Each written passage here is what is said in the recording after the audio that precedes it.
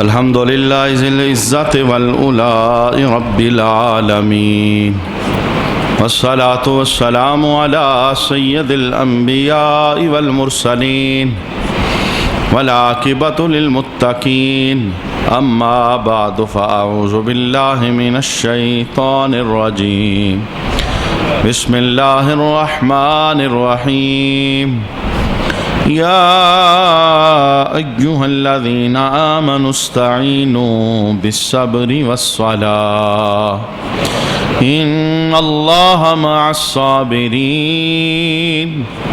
صدق اللہ مولانا العظیم ان اللہ وملائکتہ یصلون علی النبی یا ایہا الذین آمنوا صلوا علیہ وسلموا تسلیما اللہم صلی علی سیدنا و مولانا محمد وعلی آل سیدنا و مولانا محمد وبارک وسلم وصلی علیہ صلاۃ والسلام علیک یا سیدی یا رسول اللہ صلاۃ والسلام علیک یا سیدی یا حبیب اللہ صلاۃ والسلام علیک یا سیدی یا شفیع المذنبین وعلی آلک واصحابک یا سیدی یا رحمت للعالمین۔ بعد از حمد و صلاۃ لائق عزت و تکریم جمیع احباب سمین علی وقار، قرآن حکیم سے وہ مقامات جہاں پر اللہ رب العالمین نے ڈائریکٹ ایمان والوں کو خطاب فرمایا ہے، ہم سماعت کر رہے تھے۔ آج ہم نے اس سلسلہ کے اندر دوسری آیت کریمہ کی تلاوت سماعت کی ہے، جس کے اندر رب العالمین نے ایمان والوں کو خطاب فرمایا، اور یہ بہت بڑا اعزاز ہے۔ اول سے لے کے آخر تک جناب آدم علیہ نبینا علیہ الصلوۃ والسلام سے لے کر جناب عیسیٰ پیغمبر تک جتنی بھی امتیں آئیں، کسی کو رب کائنات نے یا ایھا الذین آمنوا کہہ کر خطاب نہیں فرمایا۔ یہ اعزاز فقط اللہ نے آمنہ کے لال کی امت کو عطا فرمایا ہے۔ اس سے پہلے جتنے بھی آئے ہیں انہیں یا بنی اسرائیل یا اہل الکتاب اس طرح کے خطابات دیے گئے۔ ایمان کا ذکر کسی امت کے لیے رب العالمین کی طرف سے نہیں کیا گیا، اللہ کی طرف سے یہ اعزاز فقط اس امت کو عطا کیا گیا ہے، اور یہ بہت بڑی فضیلت ہے اور یہ بہت بڑی رحمت معابی ہے۔ تو امت کو چاہیے کہ ان لفظوں پر اور ان آیات پر غور و فکر کرے جن آیات کے اندر رب کائنات نے ایمان کا تذکرہ کر کے ہمیں خطاب کیا ہے، تو رب نے ہمیں کیا کہا ہے۔ آج بھی جو آیت کریمہ ہم نے سماعت کی ہے، ایک بہت خوبصورت عنوان جس کا تعلق ہماری معاشرت کے ساتھ اور ہماری زندگی کے ہر لمحے کے ساتھ ہے، اور مسلمانوں کی اکثریت اس آیت کے عنوان سے بے خبر بھی ہے اور اس آیت کے عنوان سے غافل بھی ہے، حالانکہ اس کی ضرورت ہمیں روزمرہ پڑتی ہے اور اس کی ضرورت ہمیں زندگی کے ہر لمحے کے اندر پڑتی ہے۔ اللہ رب العالمین خطاب کرتا ہے سب کے نام، میرے نام، آپ سب کے نام، ہر کلمہ پڑھنے والے کے نام، یا ایھا الذین آمنوا، اے ایمان والو، استعینوا بالصبر والصلاۃ، نماز اور صبر سے مدد حاصل کرو، نماز اور صبر سے مدد حاصل کرو۔ اور پھر ساتھ کیا کہا؟ ان اللہ مع الصابرین، بے شک اللہ صبر کرنے والوں کے ساتھ ہے۔ دو چیزوں کا بیان ہوا، ایک چیز ہے نماز اور ایک چیز ہے صبر۔ صبر کا عنوان جب کبھی ہم سنتے ہیں یا بیان کرتے ہیں تو صرف اتنا سارا کہ کوئی بندہ فوت ہو گیا تو اس پر صبر کرنا ہے، بس ہمارا عنوان صبر کا فقط اتنا ہی ہوتا ہے، حالانکہ بڑا وسیع عنوان ہے، اتنا وسیع عنوان ہے کہ ہماری زندگی کے ہر لمحے کے ساتھ جڑا ہوا ہے۔ اور اگر ہم اس صبر کے اس عنوان کو سمجھ لیں اور زندگی کے ہر لمحے میں صبر شروع کر دیں تو پھر دیکھیں کہ اللہ تعالیٰ کی مدد ہمارے نام کیسے اترتی ہے۔ دو چیزیں اکٹھی بیان ہوئی، نماز اور صبر، لیکن رب کائنات نے یہ نہیں کہا کہ میں نماز والوں کے ساتھ ہوں، اللہ ہے سب کے ساتھ ہی، لیکن دو چیزوں کو اکٹھا ذکر کرنے کے بعد یہ کہا میں صبر والوں کے ساتھ ہوں۔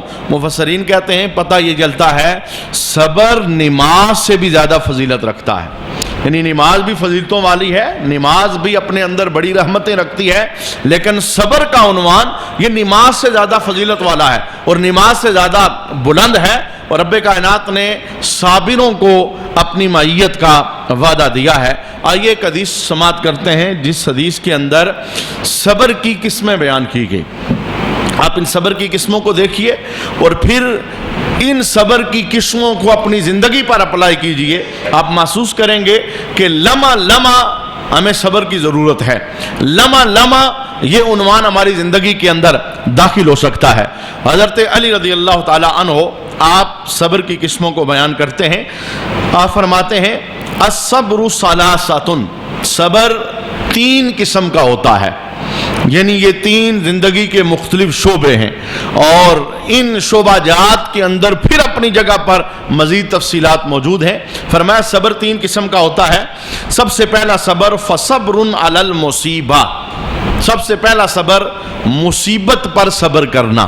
مصیبت کوئی بھی ہو سکتی ہے، انسان کی اپنی جان پر کوئی اللہ کی طرف سے آزمائش آ سکتی ہے، انسان کے مال پر آزمائش آ سکتی ہے، انسان کی اولاد پر آزمائش آ سکتی ہے، انسان کے کسی خونی رشتے کے ساتھ کوئی مصیبت اور آزمائش اور امتحان آ سکتا ہے۔ جس کے ساتھ اس کی دلی کیفیت جڑی ہے اس پر کوئی اللہ کی طرف سے آزمائش آ جائے، مصیبت آ جائے، یہ ایک صبر کی قسم ہے۔ حضرت علی رضی اللہ تعالی عنہ ارشاد فرماتے ہیں وَصَبْرٌ عَلَى الطَّاعَةِ، صبر کی دوسری قسم ہے اطاعت پر، اللہ کی اطاعت پر صبر کرنا، اللہ رب العالمین کی فرمانبرداری پر صبر کرنا۔ یہ کیا چیز ہے میں اس کی وضاحت کروں گا، پہلے قسمیں سماعت کر لیں۔ حضرت علی کہتے ہیں صبر کی ایک تیسری قسم ہے وَصَبْرٌ عَنِ الْمَعْصِيَّةِ، گناہوں سے صبر کرنا، یہ صبر کی ایک تیسری قسم ہے۔ یہ دونوں چیزیں آپ کے لیے نہیں ہوں گی، اطاعت پر صبر اور گناہوں سے صبر۔ یعنی پہلی قسم اس کی کچھ جزیات وہ تو ہم جانتے ہیں کہ یہاں پر صبر کرنا ہے اور اس پر بڑا اجر ہے، لیکن اطاعت پر صبر، اللہ کی فرمانبرداری پر صبر اور معصیت سے بچنے پر صبر، گناہوں سے بچنے پر صبر، یہ کیا چیزیں ہیں؟ ان تینوں قسموں کے بعد حضرت علی رضی اللہ تعالی عنہ نے ان کی جزاؤں کو بھی بیان کیا۔ آئیے پہلے جزا سن لیتے ہیں، کیونکہ انسان کی عادت ہے جب کبھی وہ کوئی جزا سنتا ہے تو بڑھنے کی کوشش کرتا ہے، وہ کام کرنے کی کوشش کرتا ہے، اسے حاصل کرنے کی کوشش کرتا ہے۔ تو حضرت علی رضی اللہ تعالی عنہ ارشاد فرماتے ہیں فَمَنْ صَبَرَ عَلَى الْمُصِيبَةِ حَتَّى يَرُدَّهَا بِحُسْنِ عَزَائِهَا كَتَبَ اللَّهُ لَهُ 300 درجاتاً۔ آپ فرماتے ہیں کہ جو بندہ مصیبت کے اوپر صبر کرتا ہے، وہ مصیبت کسی بھی جہت کی ہے، اس کی اولاد کے ساتھ کوئی معاملہ ہو گیا، اس کی ذات کے ساتھ کوئی معاملہ ہو گیا، اس کے مال کے اندر کوئی معاملہ ہو گیا، اس کے رشتہ داروں کے ساتھ کوئی معاملہ ہو گیا، ہر وہ معاملہ جس کی وجہ سے اسے اذیت پہنچی ہے، جس کی وجہ سے اسے دکھ میں وہ مبتلا ہوا ہے، وہ بے چین ہوا ہے اور اس کی زندگی کا سکون ختم ہوا ہے، فرمایا وہ مصیبت جب اس پر بندہ صبر کرتا ہے تو حضرت علی رضی اللہ تعالیٰ عنہ فرماتے ہیں کہ اللہ تعالیٰ اس بندے کو 300 درجوں کا ثواب عطا فرماتا ہے۔ اور پھر آپ نے وضاحت فرمایا جو ایک درجہ ہے اس ایک درجے کا فاصلہ زمین سے لے کے آسمان تک ہے، یہ ایک درجہ ہے، اور اس طرح کے 300 درجوں کا ثواب اللہ بندے کو اس وقت عطا فرماتا ہے جب بندہ مصیبتوں پر صبر کرنے لگ جاتا ہے۔ مصیبتوں پر صبر کرنا، مصیبتیں مختلف قسم کی ہوتی ہیں اور مختلف نوعیت کی ہوتی ہیں، ہمیں سمجھنا چاہیے اس وقت جس ماحول کے اندر ہم سانس لے رہے ہیں، اعتقاد بہت زیادہ کمزور ہو گئے، عقیدوں کے اندر بہت زیادہ کمزوری آ گئی، اور اس کمزوری کی ایک وجہ یہ ہے دین سے دوری۔ ہمارا دین کہاں تک ہے؟ فقط جمعے کے اجتماع تک۔ یہ بھی کچھ لوگوں کا، اور اکثریت ایسی ہے جن کا دین یہاں تک بھی نہیں ہے، وہ دین کو کوئی اہمیت نہیں دیتے، ان کی اہمیت ساری دنیا ہے اور ان کی اہمیت ساری کی ساری مادہ پرستی ہے۔ تو جب ہم نے دین کو سیکھنا ہی نہیں، جب ہم نے دین کو پڑھنا ہی نہیں، جب ہم نے دین کو سمجھنا ہی نہیں، عقیدے تو کمزور ہوں گے، اعتقاد تو کمزور ہوں گے۔ لوگ موت پر یہ جملے بول دیتے ہیں، کون سا؟ کسی نے جادو کر دیا تھا، نہ مرتا یہ ہمارا بندہ کسی نے جادو کر دیا تھا۔ میں نے یہ جملہ اس لیے بولا کہ جس ماحول کے اندر ہم سانس لے رہے ہیں، اس ماحول کے اندر آزمائش کا کنسپٹ ختم ہو گیا، اس ماحول کے اندر امتحان کا کنسپٹ ختم ہو گیا۔ حالانکہ اللہ تعالیٰ واضح کہہ رہا ہے وَلَنَبْلُوَنَّكُمْ بِشَيْءٍ مِّنَ الْخَوْفِ وَالْجُوعِ وَنَقْصٍ مِّنَ الْأَمْوَالِ وَالْأَنفُسِ وَالثَّمَرَاتِ۔ اللہ کہتا ہے میں ضرور تمہیں آزماؤں گا، کبھی بھوک کے ذریعے آزماؤں گا، کبھی خوف کے ذریعے آزماؤں گا، کبھی ڈر کے ذریعے آزماؤں گا، کبھی تمہاری جانوں کے اندر کوئی آزمائش ڈال کر آزماؤں گا، اور کبھی تمہاری اولادوں کی آزمائش کے ذریعے تمہیں آزماؤں گا۔ رب قرآن کے اندر ضرور کہہ کے یہ جملہ بول رہا ہے کہ آزمائش ہے، جس کا نام مسلمان ہے وہ آزمائشوں سے بھاگ نہیں سکتا۔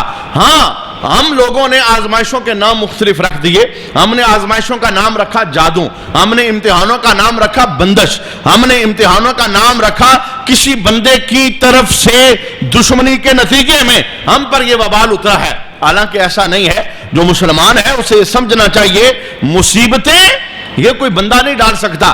اگر کوئی بندہ ڈالے تو مجھے بتائیں، ہر بندے کا کوئی نہ کوئی دشمن ہوتا ہے، تو پھر کائنات میں سکھی کون رہے گا؟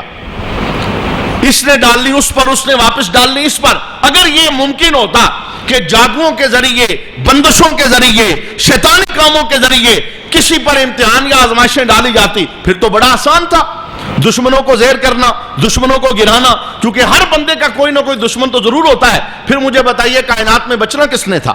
یہ اس وقت عقائد کی بہت بڑی کمزوری ہے، اور خاص کر کے یہ کمزوری ہماری ماؤں کے اندر ہے، اور بہنوں کے اندر ہے، اور بیٹیوں کے اندر ہے، اور اس کی بنیادی وجہ ہے دین سے دوری۔ ہم نے انہیں دین پڑھایا ہی نہیں، ہم نے انہیں مذہب سکھایا ہی نہیں۔ ان کا کام ہے صبح سے لے کے شام تک گھر کی صفائیاں کرنا، جھاڑو کرنا، اور برتن دھونا، اور بچوں کو تیار کرنا، اور ہماری ضرورتوں اور آسائشوں کو پورا کرنا۔ ہم نے دین ان کی دہلیز تک پہنچایا ہی نہیں، اور ہم نے مذہب انہیں سکھایا ہی نہیں۔ جب وہ مذہب نہیں سیکھیں گی تو پھر انہوں نے اسی طرح کے جملے بولنے ہیں، یہ جادو ہو گیا ہے، یہ ٹونا ہو گیا ہے، یہ بندش ہو گئی ہے، یہ کاٹ ہو گئی ہے، یہ کسی ظالم نے ظلم کیا ہے، یہ کسی کی نظر کو ہم اچھے نہیں لگے تھے، یہ اس کے کرتوت ہیں جس کی وجہ سے ہمارے اوپر یہ پہاڑ ٹوٹا ہے۔ تو میں نے کہا اعتقاد کی کمزوری ہے، عقیدوں کی کمزوری۔ حالانکہ مذہب کے اندر 14 صدیاں آپ کتابیں پڑھ کر دیکھیے، 14 صدیوں کی کتابیں پڑھ کر دیکھیے، صحابہ کا دور گزرا ہے، تابعین کا دور گزرا ہے، تبع تابعین کا دور گزرا ہے، بزرگان دین کے ادوار گزرے ہیں۔ کسی دور کے اندر یہ جملہ کسی نے نہیں بولا بندش ہو گئی جی، رکاوٹ ڈال دی کسی نے جادو کر دیا، کسی نے کوئی معاملہ بند کر دیا، کسی دور کے اندر کسی نے جملہ نہیں بولا۔ یہ تو ہمارے دور کی پیدائش ہے، یہ جملہ، یہ ہمارے دور کی پیداوار ہے یہ جملہ۔ وجہ کیا ہے؟ ہم دین سے دور ہو گئے۔ اور میں یہ کہتا ہوں اگر تھوڑی دیر کے لیے مقابلہ لگا لیتے ہیں، ہم اسی بندے کی بات مان لیتے جو کہتا ہے جادو ہو گیا، بندش ہو گئی، رکاوٹ ہو گئی، کاٹ آ گئی، کسی بندے نے شیطانی کام کر دیا ہے، ہم تھوڑی دیر کے لیے مقابلہ لگا لیتے ہیں۔ ایک طرف اس شیطان والے بندے کے سارے زور ہیں، اور دوسری طرف اگر ہم مخلص ہو جائیں دین کے ساتھ تو ہم ہو جائیں گے رحمان کے بندے۔ ایک طرف شیطانی زور، دوسری طرف رحمانی زور۔ مجھے بتائیے کیا رحمان کو کوئی ہرا سکتا ہے؟ کوئی گرا سکتا ہے؟ کوئی ایسا کلام ہے جو اللہ رب العالمین سے بڑھ کر ہو؟ اعتقاد کمزور ہے اور عقیدے کمزور ہیں۔ اچھا دیکھیے، سب سے پہلی مصیبت کے اوپر صبر، اور اس صبر کو سمجھنا۔ صبر تو ہم تب کریں گے نا جب ہمیں پتا چلے گا کہ یہ آزمائش ہے۔ ہم نے تو آزمائش کو آزمائش سمجھنا ہی نہیں، ہم نے تو فوراً کسی رشتہ دار پر لگانا، اچھا وہ دیکھ رہا تھا، یہ اس کا کام ہے، یہ اس نے کیا ہے، ہم نے تو ادھر جانا ہی نہیں۔ ہم ادھر جائیں گے تو صبر سمجھیں گے۔ تو یاد رکھیے گا، مصیبتوں پر صبر کرنا بہت بڑا اجر ہے۔ کتنا بڑا اجر ہے؟ اتنا بڑا اجر ہے کہ 300 درجوں کا اللہ بندے کو ثواب عطا فرماتا ہے، اور 1 درجے کا فاصلہ زمین سے لے کے آسمان تک، یعنی بلندیوں کو چھونے والا ثواب ہے۔ آزمائشیں آ سکتی ہیں، مسلمانی یہ پھولوں کی سیج نہیں ہے، مسلمانی ہر سکھ جولی میں آئے ایسا نہیں ہے۔ کسی نہ کسی مصیبت، امتحان، آزمائش کے اندر اللہ رب العالمین آزمائے گا۔ وہ آزمائش کبھی جسمانی ہوگی، وہ آزمائش کبھی روحانی ہوگی، وہ آزمائش کبھی اولاد کے سلسلے والی ہوگی، وہ آزمائش کبھی مال کے سلسلے والی ہوگی۔ کوئی بھی مصیبت آ جائے اس مصیبت پر کیا کرنا ہے؟ صبر کرنا ہے۔ اور جب ہم صبر کریں گے، رب کی رضا پہ راضی رہیں گے، اللہ فرماتا ہے ان اللہ مع الصابرین، صابروں کو خوشخبری دے دو میں اللہ ان کے ساتھ ہوں۔ وہ اکیلے نہیں ہیں، یہ آزمائش کی گھڑی گزار لیں، یہ امتحان کا سیزن پاس کر لیں، اس بٹی سے گزر جائیں رب کا نام لے کے، آگے دیکھیں منزلیں آپ کا انتظار کر رہی ہیں۔ میں کہتا ہوں ہم تو بہت چھوٹے لوگ ہیں، ہم تو بہت چھوٹے لوگ ہیں، دیکھنا چاہو تو کربلا کے میدان کے اندر نبی کے گرانے کو کٹتا دیکھ سکتے ہو۔ علی اکبر کا جوان لاشا امام حسین کے ہاتھوں میں تڑپا، اور اہل اسکر 6 مہینے کا آپ نے حلق سے تیر اپنے ہاتھوں سے نکالا، بڑے کا بڑا گھر اجڑ گیا، لیکن آل رسول کی زبان پر یہ جملہ تو نہیں آیا نا کہ کوئی کسی نے جادو کر دیا، کوئی بندش ہو گئی، کوئی رکاوٹ آ گئی، اس گھرانے کو کس کی نظر لگ گئی۔ نہیں، آسمان کی طرف چہرہ کر کے ایک ہی جملہ بولا ہے، ربا اگر تو آزمائش دے کے راضی ہے تو میں آزمائش لے کر راضی ہوں، میں تیری رضا میں راضی ہوں، اور میں تیری رضا کے خلاف کوئی جملہ نہیں بولنا چاہوں۔ دیکھنا چاہو تو رسول اللہ کی ذات اقدس کو دیکھ سکتے ہو۔ اپنے چھوٹے بیٹے کی لاش جب ہاتھ پر اٹھائی ہے تو رسول اللہ کی آنکھیں پرنم ہیں اور رو رہے ہیں، اور ایک صحابی نے سوال کر دیا، حضور آپ نبی ہو کے رو رہے ہیں؟ شریعت بتانے آئے تھے، مذہب بتانے آئے تھے۔ رونا خلاف شریعت نہیں ہے، رونا صبر کے خلاف نہیں ہے، رونا یہ تو رحمت ہے، رونا یہ تو کرم ہے، رونا یہ تو رب العالمین کی طرف سے خاص عنایت ہے۔ میرے محبوب کا جملہ کیا تھا؟ فرمایا ہاں بچے کی محبت کے اندر، بیٹے کے پیار کے اندر میری آنکھیں پرنم ہیں، میرا دل تڑپ رہا ہے، لیکن عقیدہ سنو، میں زبان سے وہی کہوں گا جس سے میرا رب راضی ہو جائے۔ میں زبان سے شکوہ نہیں کروں گا، شکایت نہیں کروں گا۔ کون سمجھائے ہماری ماؤں کو، اور کون سمجھائے ہماری بہنوں کو، کون بتائے ہماری بیٹیوں کو؟ جو گھر کے اندر میت ہو تو بین کے سوا ان کے پاس کوئی چارہ نہیں ہوتا، اور لفظ بولیں گی پوری لے کے اندر، لے بھی نہیں ٹوٹتی، اتنا غم ہوتا ہے ان کی، لے بھی نہیں ٹوٹتی۔ اور اگر 4 برادریوں کے لوگ بیٹھے ہیں تو زبان اور لفاظ پر بھی غور کریں گے، کوئی لفظ آگے پیچھے نہ ہو جائے، چونکہ بعد میں پھر عورتوں نے گھروں میں جا کے کہنا ہے فلاں نے بہن تو بڑے اچھے کیے تھے، فلاں سے بہن ہو نہیں سکے۔ یہ مذہب سے سارے دوری کے نتیجے ہیں۔ ان عورتوں کو کاش یہ پتا چل جائے جس نبی کا ہم نے کلمہ پڑھا ہے اس کی تعلیم کیا ہے۔ من ضرب الحدود وشق الجیوب ودعا بدعوى الجاہلیہ فلیس منا، وہ بندہ جو مصیبت کے وقت اپنے چہرے پر ہاتھ مارے، اپنا گریبان پھاڑے، اپنے بال کھولے اور بین کرے، لفظ بولے، جملے بولے۔ جناب کل تک جب زندہ تھی کبھی قدموں میں آ کر بیٹھے نہیں، اور آج آنکھ بند ہو گئی تو تیری زبان پر جملے آ گئے، ہائے ہائے بڑی خوبیاں بیان ہو رہی ہیں، بڑی جناب تعریفیں ہو رہی ہیں، کل یہ تھا پرسوں یہ تھا۔ یہ مذہب پسند نہیں کرتا۔ ہاں رو، تیرا دل نرم ہو جائے، تجھے اللہ یاد آ جائے، تجھ پر رب کی رحمت آ جائے، آنسو نکال، جس کا مذہب نے اجازت دی ہے۔ چارپائی کے گردا گرد گھوم کے بیان کرنا، لفظ بولنا، اس سے ہمارے مذہب نے منع کیا ہے۔ رسول اللہ کتنا ناراض ہوتے ہیں، حضور فرماتے ہیں فلیس منا، ایسے بندے کے ساتھ میرا کوئی تعلق نہیں۔ حضور بیزار ہو رہے ہیں۔ میرے محبوب کریم علیہ السلام ایک جگہ سے گزرے نا، تو ایک عورت ایک مرنے والے پر بین کر رہی تھی جو صبر کے خلاف ہے، لفظ بول رہی تھی۔ اور میں کہتا ہوں جس وقت چارپائی گھر میں پڑی ہو نا، یہ اس وقت سمجھانے کا ٹائم نہیں ہوتا، نہ بتانے کا ٹائم ہوتا ہے۔ آج بتاؤ، وقت سے پہلے ان بٹیوں کے لیے تیار کرو، ان آزمائشوں کے لیے تیار کرو، اس لیے کہ موت کسی ایک گھر کا قصہ نہیں ہے۔ یہ امتحان میرے گھر میں بھی آنے والا ہے، اور یہ آزمائش آپ سب کے گھروں کے اندر اترنے والی ہے۔ ایسا نہیں ہے کوئی ایک ہی شکار اس کا ہوگا۔ حضرت اسرائیل جس وقت میت کے پاس لوگ بیٹھے ہوتے ہیں نا اور رو رہے ہوتے ہیں، ظاہر ہے رونا یہ اس محبت کی نشانی ہے جس محبت کے اندر پوری زندگی یہ لوگ اکٹھے رہے ہیں۔ آج ان کا پیارا ان سے جدا ہو رہا ہے تو رونا خلاف شرع نہیں ہے، آنسو نکلتے ہیں تو حضرت اسرائیل گھر کی منڈیر پہ آ کے بیٹھ جاتے ہیں اور ایک کلام بولتے ہیں۔ رسول اللہ کہتے ہیں تم سنتے نہیں ہو، اگر سنو میت چھوڑ کے بھاگ جاؤ. رب نے ایک حکمت کے تحت اس کلام کو چھپا کے رکھا ہے. حضرت اسرائیل کلام کیا بولتے ہیں؟ حضرت اسرائیل کہتے ہیں اے گھر کے باسیو، اے جانے والے پر رونے والو، میرا اس گھر میں کوئی آخری چکر نہیں ہے. میں تب تک آتا رہوں گا جب تک ایک بھی زندہ اس گھر میں موجود ہے. میں بار بار آؤں گا، تمہیں لینے آؤں گا. تو موت کسی ایک بندے کا عنوان نہیں ہے، کسی ایک گھر کا عنوان نہیں ہے. کوئی اچانک جاتا ہے، کوئی بیمار ہو کے جاتا ہے، کوئی بڑھاپے میں جاتا ہے، کوئی جوانی میں جاتا ہے.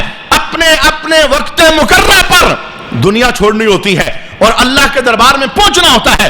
جناب علی، جب ہر گھر کا نصاب یہ ہے تو ہر گھر کے باسی کو چاہیے کہ اپنی ماؤں کو سمجھائے، اپنی بہنوں کو سمجھائے، اپنی بیٹیوں کو سمجھائے، اپنی بیویوں کو یہ سبق پڑھائے کہ جب کبھی ہمارے گھر میں آزمائش آئے تو ہم نے ڈنڈورا نہیں پیٹنا، ہم نے مذہب کے خلاف جملے نہیں بولنے، ہم نے اپنے مالک کو ناراض نہیں کرنا، اس لیے کہ ہم نے کلمہ زمانے والوں کا نہیں پڑھا، ہم نے کلمہ آمنہ کے لال کا پڑھا ہوا ہے. یہ اکثر ماتم اور بین کیوں ہوتے ہیں؟ سن لو مجھ سے، کیوں ہوتے ہیں یہ؟ اس لیے اکثر ماتم اور بین ہوتے ہیں، عورتیں ایک دوسرے کے خلاف باتیں کرتی ہیں. فلاں کا جوان فوت ہو گیا، روئے نہیں؟ فلاں کا فلاں مر گیا، کوئی ماتم ہی نہیں ہوا، کوئی بین ہی نہیں ہوا؟ اے کاش اس طرح کے تقالے کرنے والی عورتوں کو اللہ رب العالمین ہدایت کا نور عطا فرما دے، انہیں پتہ چلے مقابلہ بازی نہیں ہے. میں خود واقف ہوں اس ماں سے. جب اس کی جوان بیٹی چلی گئی تو اس نے مذہب کے مطابق چپ سادھ لی. مذہب کے مطابق اس کی آنکھیں چھم چھم برس رہی تھی. چونکہ جتنی محبت ماں کو بیٹی کے ساتھ ہے جناب کسی تیسرے کو تو نہیں ہو سکتی، جتنا پیار باپ کو بیٹے کے ساتھ ہے کسی تیسرے کو تو نہیں ہو سکتا. اس کے چھم چھم برسنے والے آنسو، بعد میں عورتوں نے اس کا مذاق اڑایا، جوان بیٹی فوت ہوگی ایک بہن بھی نہیں کیا. لا حول ولا قوت الا باللہ العلی العظیم.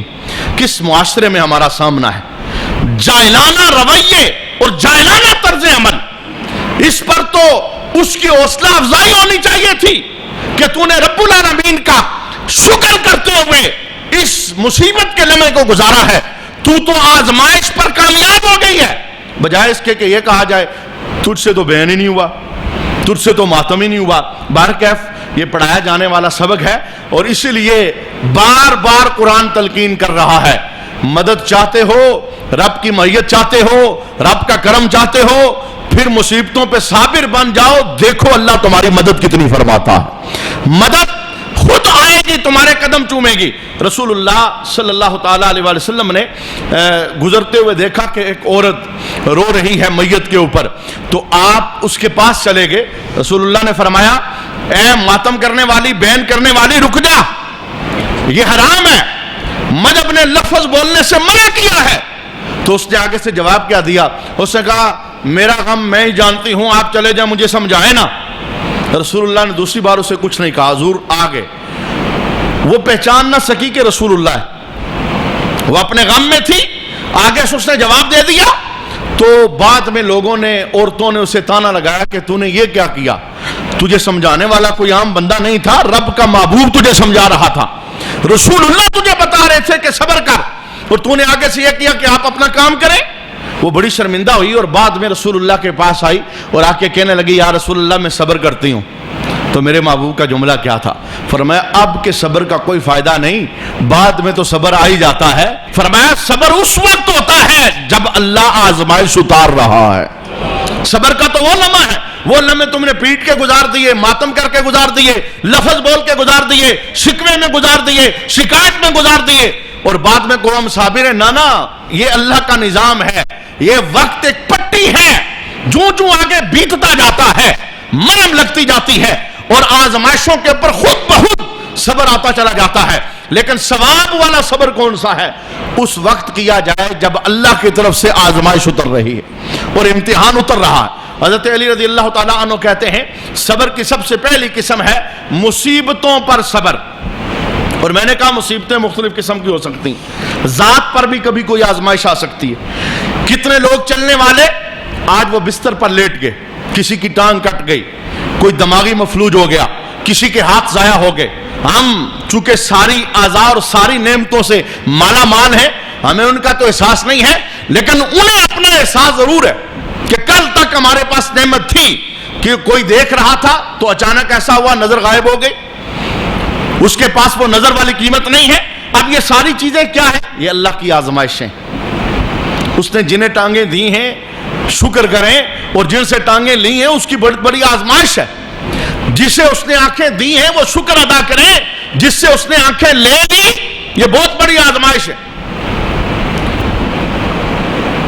ایک جوان بیٹا جو پیدائشی آنکھوں سے معذور تھا، تو ایک بزم کے اندر گیا تو اس سے پوچھا گیا کہ تیری خواہش کیا ہے؟ اس نے کہا میری خواہش ہے کہ 10 منٹ کے لیے مجھے آنکھیں مل جائیں۔ 30 سال اس کی عمر ہے، 10 منٹ کے لیے مجھے آنکھیں مل جائیں۔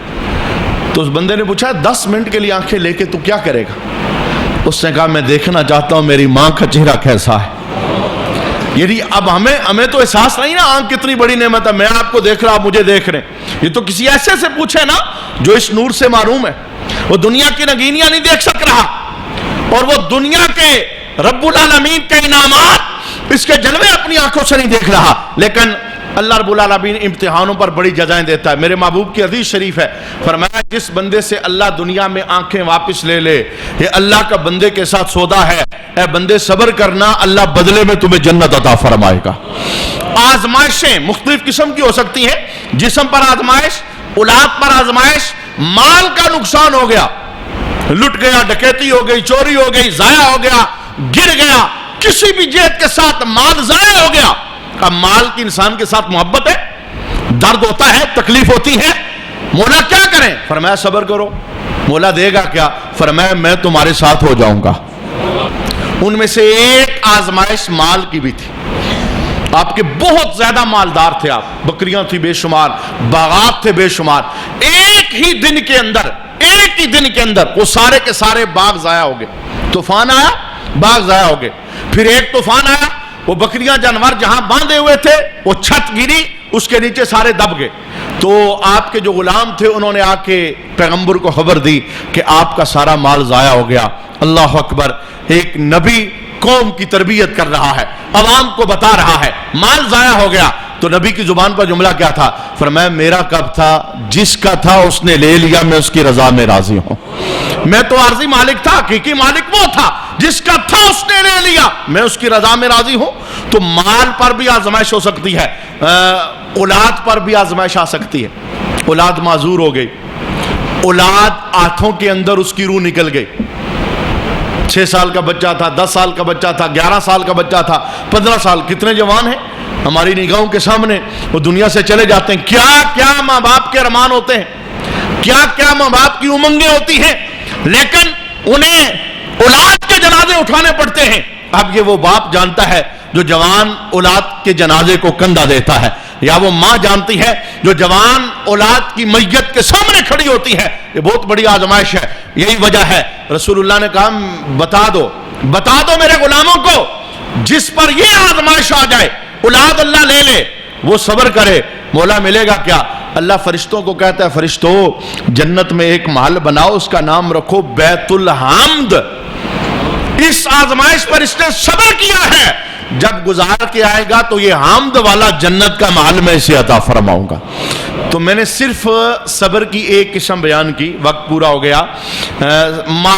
مصیبتوں کے اوپر صبر، امتحانوں پر صبر، آزمائشوں پر صبر۔ سب سے پہلے یہ ذہن بنائیے کہ آزمائشیں آتی ہیں، امتحان آتے ہیں، مصیبتیں آتی ہیں۔ ہر چیز کو یہ رخ نہ دیں کہ یہ جادو ہے، یہ بندش ہے، یہ رکاوٹ ہے، یہ کسی ظالم کی کاروائی ہے۔ ہر چیز کو یہ رخ نہ دیں، اللہ کے امتحانوں پر، آزمائشوں پر، اور اللہ رب العالمین کی طرف سے دی گئی ان بٹیوں پر، ان بٹیوں سے گزارنا یہ اس کی بہت بڑی حکمتیں ہیں۔ اس پر بہت بڑی جزائیں ہوتی ہیں جب بندہ صابر ہوتا ہے۔ انشاءاللہ اس پر مزید کلام سماعت کریں گے۔